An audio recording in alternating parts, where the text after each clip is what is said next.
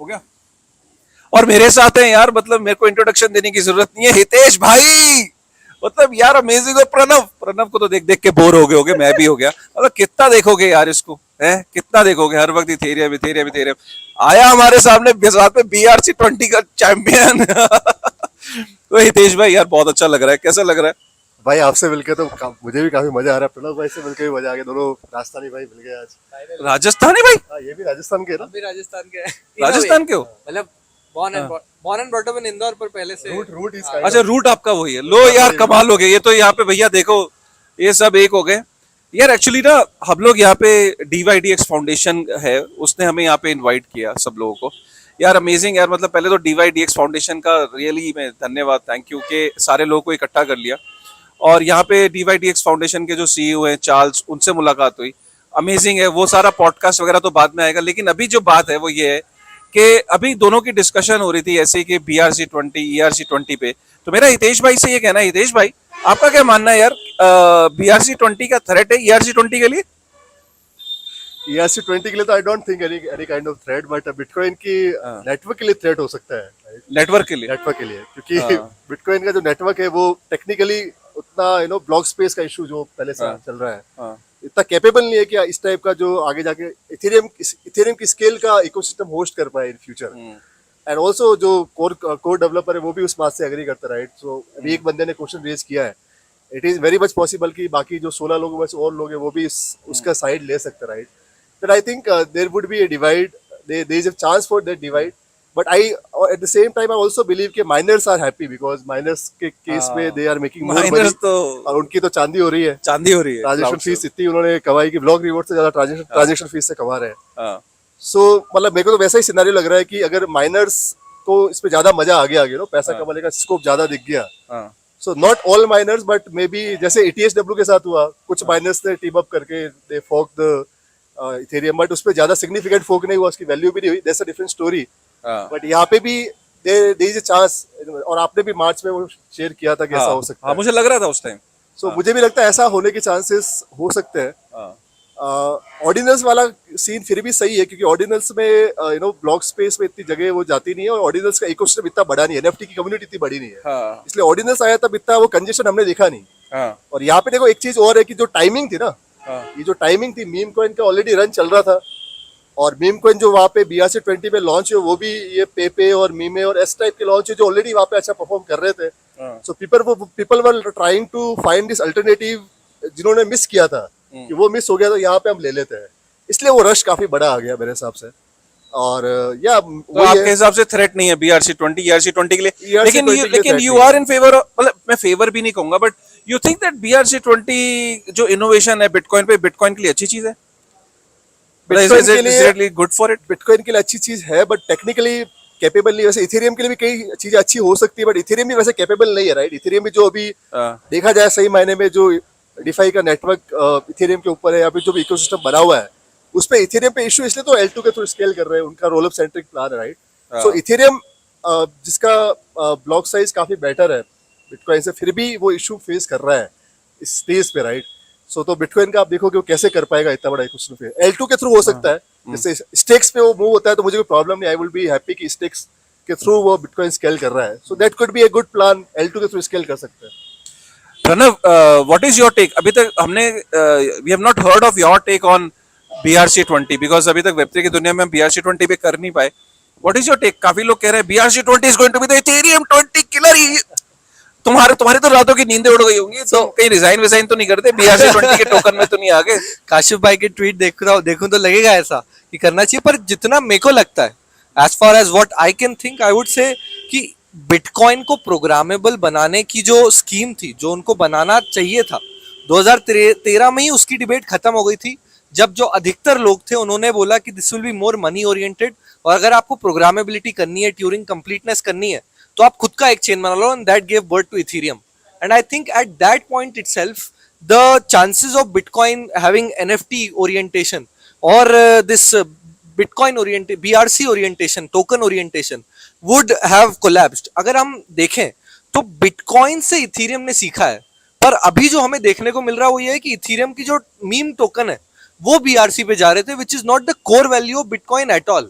Bitcoin चाहता है कि वो सिर्फ एक ट्रांजैक्शनल वो बने जो ए पॉलिटिकल है, and that's why lot of people from Ukraine, Russia, even Balaji was talking about it as the store of value and nothing else, and promoting it more than ethereum related to as a store of value, क्योंकि वो इतना ए political है कि कहीं centralisation हो ही नहीं सकता, और वही उसकी मेरे ख्याल से हाईएस्ट वैल्यू है। अगर एक्सपेरिमेंटेशन वो करेंगे, माइनर को थोड़ा सा एक्स्ट्रा वो लेवरेज दे देंगे, that will create problem in the future.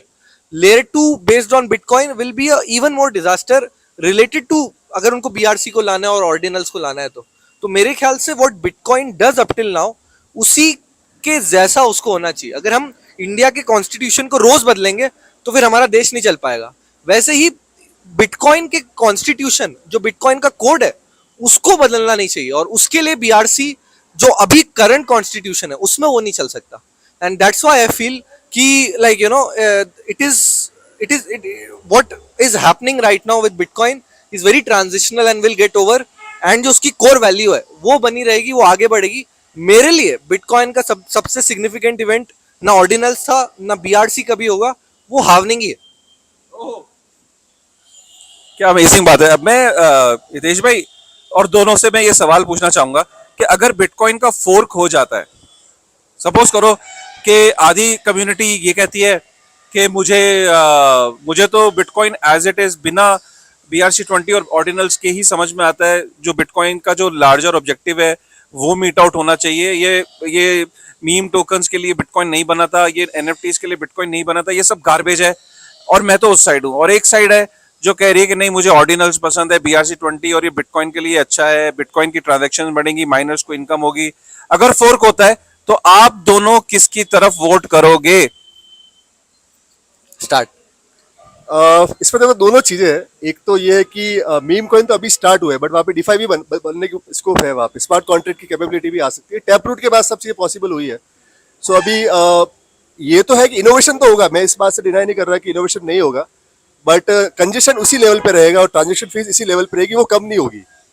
तो user experience wise that would be not ideal, right? Because अभी ठीक है, फोमो के चक्कर में लोग जा रहे हैं, उसमें $100 में भी मिंट कर रहे हैं, बट आगे जाके सस्टेनेबल नहीं है। तो उस केस में मैं भी काफी उसको बिलीव करता हूँ कि बिटकॉइन मैंने अभी रिसेंटली लिया था, पहले इथेरियम में ऑल इन चला गया था मैं, बट मैंने बिटकॉइन अभी बालाजी के कैंपेन के बाद वापस लिया है। और बिटकॉइन इसलिए लिया है कि बिटकॉइन एज ए मनी मेरे को होल्ड करना है, कि कल जाके बिटकॉइन अगर फिएट नहीं चलती तो bitcoin as a store of value रह सकती है, राइट? उसको मेरे को सेल नहीं करना है, उसको खाली होल्ड ही करना है, जिंदगी भर होल्ड करना है, अगर चाहे तो, मतलब आगे जाके फ्यूचर में यूज हो सकता है। सो मेरा वो नरेटिव है, मेरा वो अंडरस्टैंडिंग बिटकॉइन के लिए। सो मैं तो बिटकॉइन को नेटवर्क का जो अभी ये जो प्योर फॉर्मेट है, जो ओरिजिनल फॉर्मेट इस पे अभी वो चल रहा है, इसको ही वोट करूंगा। मैं एक बात बताता हूँ कि मतलब मेरे को क्या लगता है, इन जनरल बिटकॉइन या क्रिप्टो करेंसी और फियाट में ये डिफरेंस है कि फियाट एक इंसान है जो कि प्राइम मिनिस्टर होता है उस देश का या कंट्री हेड होता है उस देश का, उसके हिसाब से ऊपर या नीचे होता है। और यही प्रॉब्लम हमको SEC के थ्रू US डॉलर में देखने के लिए मिली है, और प्रीवियसली यूके के अंदर और नेदरलैंड्स के अंदर देखने के लिए मिली, जिसके कारण चेंजिंग ऑफ स्टेट नेशंस हुआ है, and that is the core problem of Fiat that exists. तो बिटकॉइन की जो बात है, वो डिफरेंस ये है कि वो एक इंसान सतोशी नाकामोटो के हिसाब से या उसके प्रोग्रेसिव थिंकिंग के हिसाब से नहीं चलता है, वो कम्युनिटी है वो चलाती है। तो अगर आप फोर्क की बात करो तो अधिकतर लोग जो हैं बिटकॉइन के, वो जो उसकी कम्युनिटी है, जो कोर डेव्स हैं, जो काशिफ भाई जैसे लोग हैं जो बिटकॉइन का पीछा छोड़ते ही नहीं है, कितना भी नया इथेरियम आ जाए वो चलाते हैं। They are tending towards bitcoin as a store of money and a political currency. वो इसको एज अ प्रोग्रामेबल चीज नहीं देख रहे हैं, वो इसको ऑर्डिनल्स को और BRC-20 को इतना ज्यादा तवज्जो नहीं दे रहे हैं। और इसीलिए जो हितेश भाई ने बोला, मैं भी उसके साथ ही उसी तरफ जाऊंगा कि एक ऐसा हो सकता है कि बिटकॉइन और बिटकॉइन कैश बन जाए, लोगों को दो टोकन्स मिले, उसके कारण थोड़ी सी बिटकॉइन की वैल्यू भी बढ़े and things like that. But at the and what will happen is, जो बिटकॉइन कैश के साथ अभी हुआ वही जो नया फोर्क है उसके साथ होगा। डेवलपमेंट सारी इथेरियम पे होगी और जो करेंसी है वो बिटकॉइन बनी रहेगी। तो in a way I would want to summarize by saying कि bitcoin at times of war, Ethereum in times of peace, इसी नैरेटिव के साथ वेब3 को हम आगे बढ़ाने की कोशिश करेंगे मेरे ख्याल से। Bitcoin at times of war and Ethereum in times of peace. क्या बात है, मतलब यार ये तो ट्वीट करने का वो मिल गया यार। बहुत ही शानदार, बहुत ही शानदार। हितेश भाई, आपके हिसाब से ये जो मीम क्रेज है, आपका क्या टेक है इस पे? क्या ये पेपे और मीम और पता नहीं कितने सारे, अब तो ये भी सुनने में आ रहा है कि एक कॉन्स्पिरेसी ये निकल के आई है कि काफी सारे जो मीम टोकन्स हैं उनके पीछे कोऑर्डिनेटेड अटेम्प्ट होता है, काफी सारे इन्फ्लुएंसर्स, काफी सारे वीसीज का पैसा लगा होता है। और आपको क्या कहना है जो हमारी ऑडियंस सुन रही है कि यार मीम के पीछे ना भागे, इस फोमो को कंट्रोल कैसे करें? क्योंकि कंट्रोलेबल नहीं होता है यार, दुनिया पैसे बना रही होती है, मुझे लग रहा होता है कि भाई मैं क्यों नहीं बना रहा। आपने इन्वेस्ट किया नहीं किया, आपने अपने फोमो को कैसे कंट्रोल किया, या किया तो अर्ली किया और एग्जिट कर गए, कुछ बताइए। मैंने तो पेपे कॉइन जो 100K मार्केट कैप था तब उसको देखा था, like I got the alpha from my like Twitter feed से मेरे को अल्फा मिल गया था, क्योंकि एनएफटी वाले काफी लोगों ने लिया था पेपे, काफी अर्ली लिया था। सो एनएफटी में अल्फा फॉलो करता और मुझे मिला था, बट मैंने वो नहीं लिया उस टाइम पे, मैंने इग्नोर किया क्योंकि मैं मीम कॉइन में इन्वेस्टमेंट करता नहीं हूँ, काफी रेयरली एक दो मैंने कभी लाइफ में बाई की होगी, बहुत पहले वो भी। सो मैंने उसको इग्नोर किया, बट बाद में जब उसकी प्राइस ज्यादा बढ़ी तो फोबो हुआ होगा, बट मैंने वापस बाई नहीं किया, मैं भूल गया उस इंसिडेंट को। बट जनरली लोग फोबो करते हैं क्योंकि इतना जल्दी पैसा जब रेज होता है और मीडिया जिस टाइप से उसको रिपोर्ट करती है और जिस टाइप से आर्टिकल, अंडरडॉग स्टोरी के आर्टिकल आते हैं कि एक बंदा गरीब था, वो मीम कॉइन में इन्वेस्टमेंट करके 4 दिन में उसने इतना पैसा कमा लिया। सो लाइक पीपल, क्योंकि अपन सब अंडरडॉग है ना, लोग ज्यादा अंडरडॉग है, उनके पास ज्यादा पैसा है नहीं, उनको जल्दी पैसा कमाना है। इंडिया में तो क्रिप्टो कम्युनिटी का माइंडसेट ही क्रिप्टो के लिए ऐसा ही है ज्यादातर लोगों का, राइट, जो अपन चेंज करने की कोशिश भी कर रहे हैं। Crypto is a tool to make fast money, right, ये हमको अमीर बना सकता है। तो जब इस टाइप का देखते हैं मीम कॉइन का रैली जो अभी हुआ, और ये रैली पहले इतना फास्ट रैली नहीं हुआ था, राइट, अभी जो कॉइन भी रोज के 100-200 कॉइन आ रहे थे, अभी कॉइन लॉन्च करना भी काफी इजी है। अभी आई थिंक ओपन जेपलिन और समथिंग एक प्लेटफॉर्म है जहाँ पे 30 सेकंड में you can create a meme coin, right. हाँ, 30 सेकंड में। ऑल्सो मीम कॉइन में क्या टोकोनॉमिक्स होनी चाहिए, किस टाइप से सेल टैक्स वगैरह होना चाहिए, वो भी सब डेटा ऑनलाइन मिल जाता है। चैट जीपीटी को यूज करके भी एक बंदे ने मीम कॉइन लॉन्च किया था, वो उसका मार्केट कैप भी $500 मिलियन गया था। उसका नाम आई थिंक टर्बो करके उसका नाम है। उसने पब्लिकली लॉन्च किया, like he wrote a thread Twitter पे कि मैं इस टाइप से एआई का यूज करके स्टेप बाय स्टेप बताया, और लोगों ने उसको फॉलो किया, उसके थ्रेड को, कि ये बंदा कुछ नया कर रहा है। इट वाज नरेटेड एज की फर्स्ट एआई ने जो मीम कॉइन बनाया, उसका भी वैल्यू चला गया।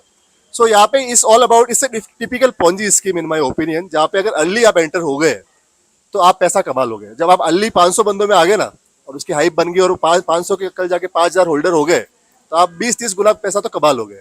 और जितना लेट जाओगे, जितना यूफोरिक फेस पे जाओगे, यूफोरिया वाले फेस पे जाओगे, जब सारे एक्सचेंज लिस्ट कर रहे हो उसको, वो यूफोरिया वाला फेस होता है, राइट। तो वहाँ पे लेट ब्लूमर्स आते हैं, सारे सब साइकिल में सबसे एंड वाले लोग आते हैं, बट 80% लोग वहाँ पे आते हैं, कई बार 90% लोग भी वहाँ पे आते हैं, वो बैग होल्डर बन के रह जाते हैं। और फिर वो बैग होल्डर बनते हैं, उनकी कम्युनिटी बनती है, और कम्युनिटी बनती, कल्ट कम्युनिटी बनती है। जैसे शिबा में हमने देखा, जैसे डॉज में देखा, पेपे में भी ऐसा होने वाला है। और पेपे बनने का रीजन ऐसा था कि पेपे काफी already one of the biggest meme character है। पेपे का जो मीम वैल्यू ऑलरेडी काफी हाई था उस कैरेक्टर का, तो उसके अराउंड कोई चीज को अटेंशन मिल जाती है तो लोग उसमें जुड़ते गए, और वो चीज एक वेव बन गई, और उसके बाद में आप देख ही लो कितने सारे मीम कोइंस है। बट मेरे हिसाब से मीम कोइन में इन्वेस्टमेंट नहीं करना चाहिए। करो तो एक गैम्बल मान के चलो, इन्वेस्टमेंट नहीं कह सकते उसको, गैम्बलिंग कह सकते हो कि हाँ ठीक है, मेरे पास 1 लाख रुपए तो 100 रुपए लगा दिए, मतलब उतना ही करना चाहिए, ज्यादा नहीं करना चाहिए। वो भी 100 रुपए ऐसे आग में डाल दिए कि डूब गए तो डूब गए, अदरवाइज भूल जाओ वैसा।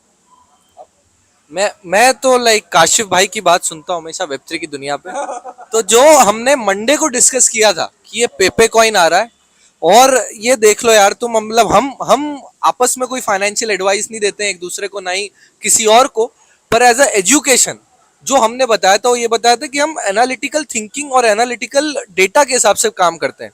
तो जो पीपी कॉइन का डेटा आया था उसमें ये आया था कि जो 80 से 90% सप्लाई है, यानी 1 बिलियन के अंदर जो 900 मिलियन है, वो 10 से 20 एड्रेसेस ने होल्ड करके रखा है, और वो तब सेल करेंगे जब जैसे ही वो क्या करते हैं, इनके पास सपोज $1 मिलियन की मार्केट कैप आ गई, ठीक है, 900 के कुछ 4-5 लोगों के ग्रुप ने बना रखा होगा, उनका एक टेलीग्राम ग्रुप होगा, वो टेलीग्राम ग्रुप वाले 10 जगह जाके पैसे देंगे, 10K देंगे किसी ना कोई, किसी मीडिया आउटलेट को, जो पीआर कंपनीज होती हैं ऐसे ही काम करती हैं, और वो पेपे कॉइन के बारे में न्यूज छापना चालू कर देंगे।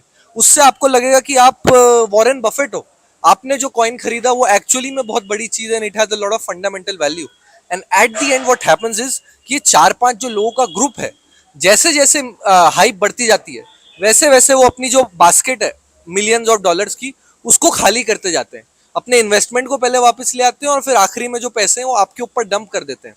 जब $1 बिलियन वैल्यू हो जाती तब आपको पता चलता है, क्योंकि आप हितेश भाई जैसे वीसी फंड नहीं चलाते हो 100K वाला पता करने का. You normally find out about it when Binance listed.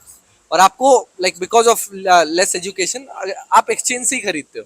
जब वो होता है, जब लिक्विडिटी नहीं होती और बाइनेंस तरीके एक्सचेंजेस इसको लिस्ट कर देते हैं, at that time you buy this kind of tokens and what happens at the end is आप पैसे खो जाते हो. उसके बाद सरकार को बोलते हो ये गैम्बल है, ये बुरी चीज है, इसको हटाओ, एंड द स्टोरी कंटिन्यूज. नया टोकन आता है, नई चीज आती है, वापस एक स्टोरी बनती है, and it is what happens.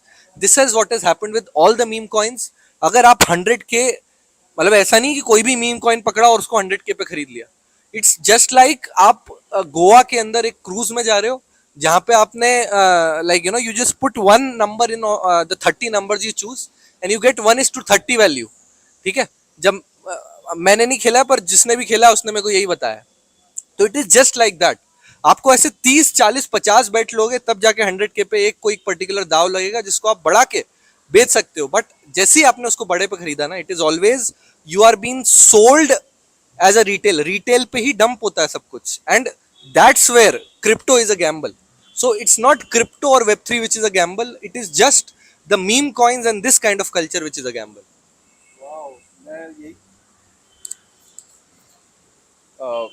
मैं यही कहूँगा कि अगर आप Web3 की दुनिया देख रहे हैं, आप अगर हितेश भाई को देख रहे हैं और आप बिटेनिंग को देख रहे हैं, आप मुझे फॉलो कर रहे हैं, आप हितेश भाई को फॉलो कर रहे हैं, अगर ऐसे कंटेंट क्रिएटर्स को अगर आपको 1-2 साल भी हो गए फॉलो करते हुए, तो मुझे नहीं लगता कि आपको ऐसा नुकसान हुआ होगा.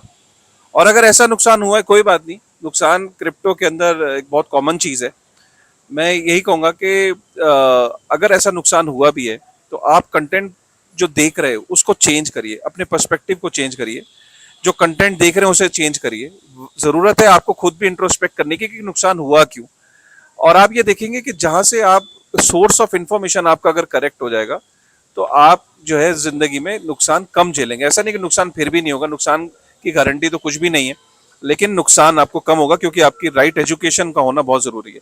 Thank you very much Pranav, thank you very much Hitesh भाई. आप आए रैंडमली, हम लोग यहाँ बैंगलोर में मिले, और फॉर द गेस्ट. और हितेश भाई के पॉडकास्ट पे मैंने एक वीडियो किया था बिटकॉइन पे, अगर आप लोगों ने वो मिस किया है तो मैं उसको लिंक पे डाल दूंगा.